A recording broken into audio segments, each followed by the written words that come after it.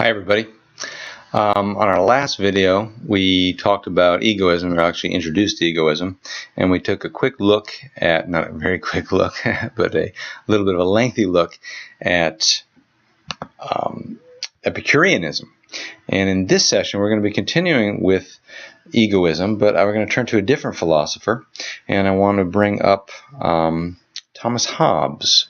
So let's take a look at Thomas Hobbes. This is going to be a much shorter overview of the thinker than we did with Epicurus. But Thomas Hobbes' background is dates 1588 to 1679, from Malmesbury, England, Oxford Universities, where he worked. And he wrote, of course, his most famous book, Leviathan, in 1651. Now, we looked at the egoism of Epicurus, and he was definitely a kind of a combination, perhaps, of a moral and psychological egoist. Hobbes is very much a psychological egoist. This is, again, a view of human nature, if you recall our introduction to egoism. And his basic view is set out in his work, The Leviathan. And he believed that the motivation for all voluntary actions, of course, involuntary actions, this doesn't really come into play, but for all voluntary actions, the motivation is always the benefit that we're going to seek for ourselves. And these are some quotes. He says, "Of the voluntary acts of every man, the object is some good to himself. For no man giveth but with intention of good to himself, because gift is voluntary, and of all voluntary acts, the object is to every man his own good.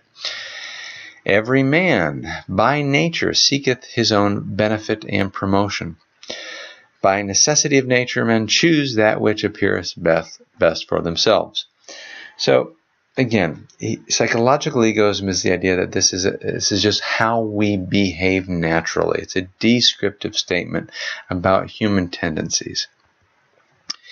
Hobbes distinguishes three types of acts. Here, talked in those quotes about voluntary acts. And those are really the only ones that are going to matter for ethical discussion.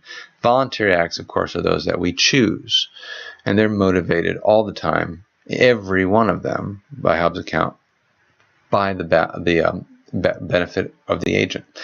Everything you do is motivated by the fact that you seek some good for yourself in doing it.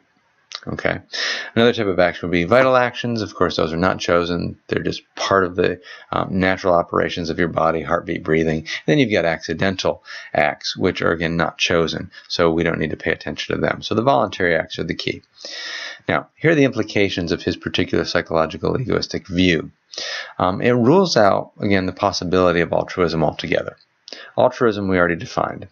Psychological theory claiming that people sometimes do act in a sacrificial way for the good of other people, okay, and that they don't do it for their best interest themselves. Moral theory claiming that people sometimes ought to sacrifice what they take to be their own best interest for the interest of others. So altruism isn't saying that you always have to act in somebody else's interest over your own. It's just saying that it's possible to do that, and sometimes we ought to do that. That would be altruism.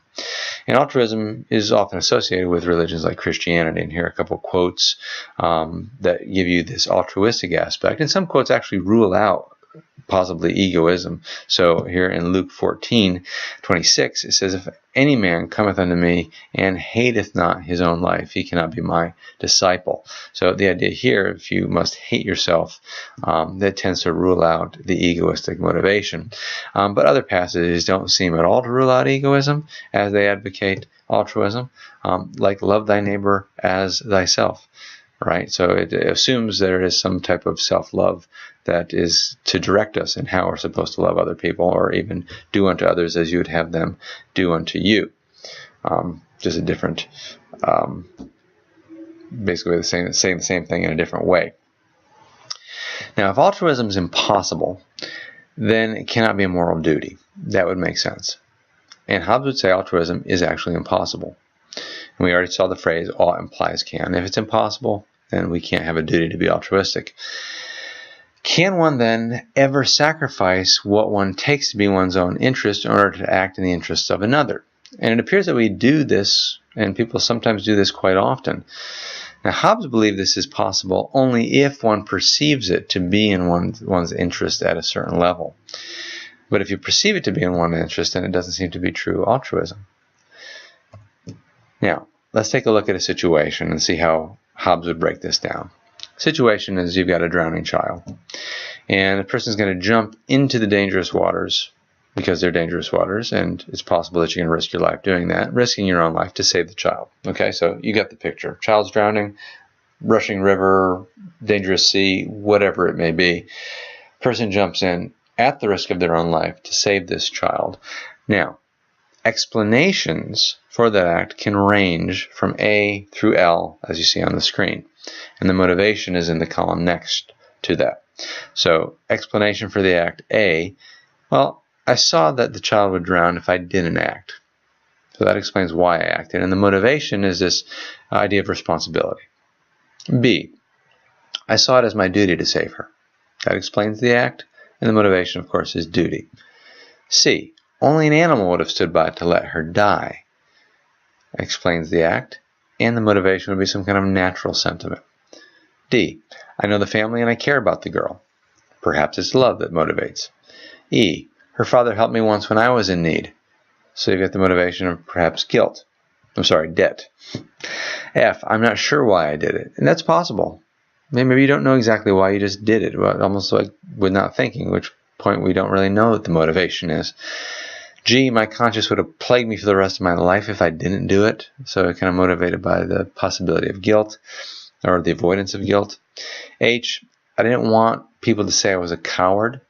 So you're concerned with your reputation. Hope to get some recognition. Concerned with your reputation. I wanted to satisfy a need that I have to help others. Self-aggrandizement. K, I wanted to achieve a benefit for myself. Hobbes would call this Hobbesian honesty. And L, I wanted the pleasant satisfaction that heroism afforded me, which is hedonism. Now you notice there's a continuum from altruism at the top to egoism at the bottom. The ones furthest towards the top seem the most altruistic, and the ones closest to the bottom or furthest down on the bottom seem the most egoistic. How would Hobbes interpret all of these? Well, in the example case, we commonly distinguish different motives, right? Now, Hobbes would say that A through J, go back, A through J, responsibility all the way through moral aggrandizement, are all versions of K, which are Hobbesian honesty, and K itself is just a version of L, which is hedonism. So Hobbes defined benefit in terms of pleasure. He was a hedonist. He says, pleasure or delight is the appearance or sense of good, and molestation or displeasure the appearance or sense of evil. What he's got is really a monistic concept of motivation. All types of motivation that we can point to boil down or collapse into one motivation, which was hedonism. Self-interest. Apparently, a plurality of reasons at best is illusory. It's an illusion. It doesn't really exist. That's why it's called Hobbesian honesty. If you were honest with yourself, you'd realize that you did it for yourself in every one of those situations. Hobbes does talk about striving after power, and on his view, this is either indicates that power might be necessary to attain pleasure, or that power itself is a form of pleasure. So, again, it collapses. I'm going to skip this video, and let's look at a little bit of criticism of this psychological egoism. Number one, it's illegitimate to derive egoism from the fact that people derive pleasure from the successful achievement of their intentions. Just because we do take pleasure or have pleasure when we have successfully achieved something that we are after doesn't necessarily prove we're egoists. Right? Because we might derive our pleasure from helping a person out of a pit, but the motive for that action may actually be to help the other person out of the pit and not the pleasure that is perhaps a side effect. Deriving pleasure is indifferent to the motive. The primary reason that we act, we would consider the motive. What actually moves you to do it? And if pleasure is not consciously on the mind, some people could doubt that pleasure is the actual motive. Okay, Hobbes wouldn't agree to that, but that's one criticism. Number two is egoism is unfalsifiable. How does the egoist know that human action is always motivated by self-interest? Is it a claim that's based on empirical fact? Can you test it? Can you see this? Is the claim the result of some kind of scientific investigation? Well, according to the principle of falsification, for a hypothesis to be a scientific one, there has to be some state or conditions under which the hypothesis can be shown to be false or refuted. Problem with Hobbes' psychological egoism is there is no data, even theoretically, that could refute Hobbes' view. His theory claims to account for all possible data, all possible motivations are covered with his hedonistic egoism. Every theory that is compatible with every possible state of affairs doesn't seem to be a very good theory at all, because real theories have to exclude some possibilities. That's the second problem. Let's do a thought experiment, and we'll kind of move towards a resolution of this small little session. Let's create a scenario where there's a totalitarian government. You and a total stranger are arrested. You're charged with treason. You're thrown into a room separate from each other with no possible way to communicate, and you're interrogated, each separately. The police refuse to believe that you're innocent, even though you claim innocence the entire time, and they demand that you confess. They have to have a conviction. They're not going to let you guys go unless they get a conviction. So they place a deal on the table, and this is the way it works. If the other man does not confess, but you do, and testify against him, you get to go free. He's going to end up 10 years in prison. They've got their confession and conviction. Everything's fine. You're a free man. Option 2, if he confesses but you don't, it's the exact reverse. He goes free. You get the 10 years in prison. If you both confess, you get a half sentence, 5 years each. Of course, if neither of you confess, since there isn't enough evidence to convict you fully, the best they can do is hold you, and the time limit that they can hold you for is, let's say, a year. And then you have to be released. So you've got those 4 options. Really not 4 options, because you really only have a very simple choice of confessing or not confessing. But the question is, what do you do? Do you confess or not? And then you could stop this video, like I said, at any time and think through these things. How would you make the choice? What type of reasoning process are you going to employ to figure out what's best to do? And is the principle going to be what's best for you? Well, let's kind of break it down. Here's a chart. At the top, we're looking at what he can do. He can confess or he may not confess. On the side are your choices. I confess or I don't. Now, if you look at the intersection of both of those choice columns, if he confesses and you confess, again, there's a 5-year penalty. If he doesn't, you do, you go free. If you don't, but he confesses, you get 10 years. And again, if neither of you confess, you're stuck there for a year. So you could probably ask yourself, what's the best choice for you? Well, it seems if you want the best outcome, best situation possible would be freedom, right? And if you want the best possible outcome, that is only found in the column where you confess. And he doesn't. But again, you don't have control on what he does. So again, you want the best outcome, you're going to confess. So, here's the problem. I shouldn't have brought that up too quickly, because I think you could probably figure it out yourself. If you're shooting for the best possible outcome of confessing, what do you think he's doing in the other room? He's probably thinking, the best possible outcome for me also is confessing. I'm either going to get freedom or I'm going to get 5 years. You're not going to get the worst possible outcome, which is 10 years. So, being reasonable, both of you are going to confess. And of course, what happens if you both confess? You're going to end up with 5 years in prison. So acting egoistically, you actually end up worse off than if you acted altruistically. Seeing as how the 1 year is better than 5 years, and if you both acted altruistically and did not confess, you'd both end up with 1 year which is the second best option. So egoism here results in worse condition than if you acted altruistically.